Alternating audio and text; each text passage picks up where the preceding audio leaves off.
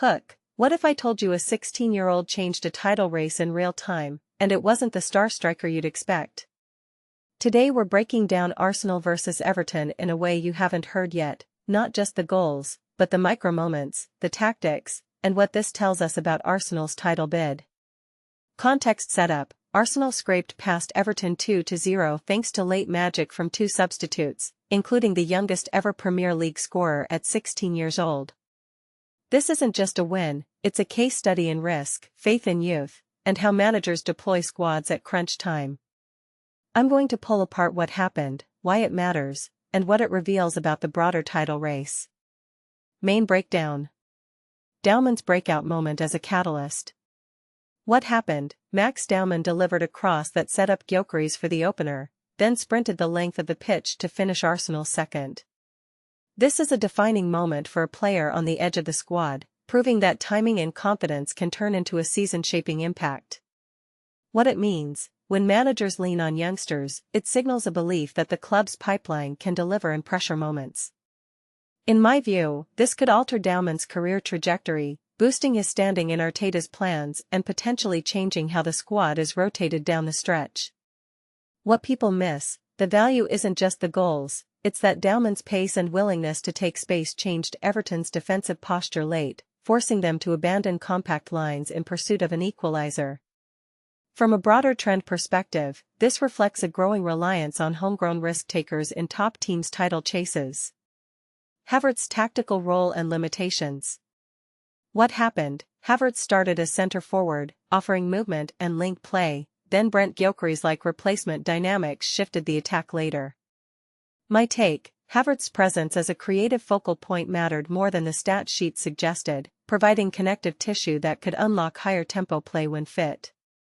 Why it matters: it signals Arsenal's need for a true attacking fulcrum, and Havertz's health and rhythm could be decisive across multiple fixtures.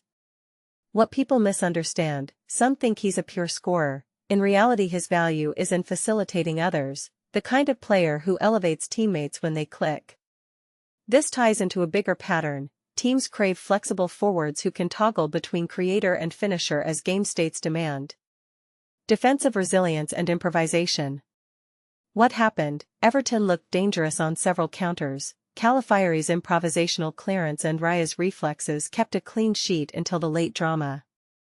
Why it matters: periodic moment-to-moment defending wins titles, not just steady phase play. My interpretation: Arteta's crew are optimizing for last 15-minute resilience, which is crucial in close title races where goal difference can decide the outcome. People often overlook how a team's margins are defined by those split-second blocks and saves. These micro-decisions compound into season-long discipline. The match tempo and tactical shifts. What happened? Arsenal pushed for a winner with high tempo late, deploying a blend of wingers and a central forward shuffle to stretch Everton. What this shows: squad depth is being tested. Dowman's late involvement demonstrates the manager's willingness to gamble with fresh legs to unbalance a compact defense. In my opinion, this is a philosophical shift. Managers increasingly design late-game bursts around unpredictability rather than pure volume of chances. What it implies: if Arsenal can sustain this approach, they can pressure opponents who sit deep, turning fatigue into decision-making errors. Big picture: the title race implications.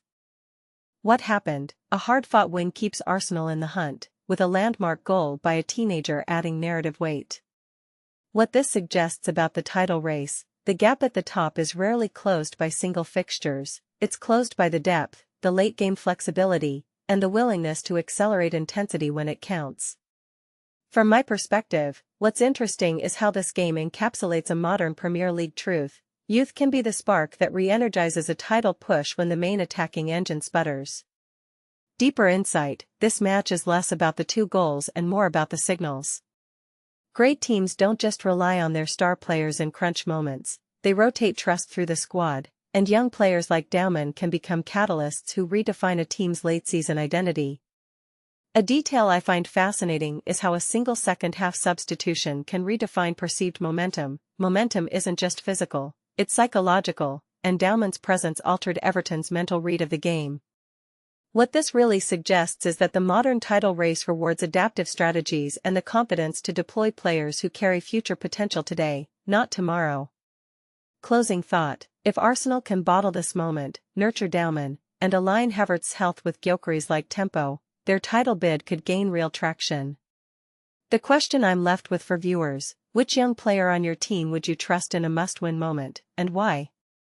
Let me know in the comments what you think Dowman's trajectory should be and whether you believe this kind of gamble pays off in the long run.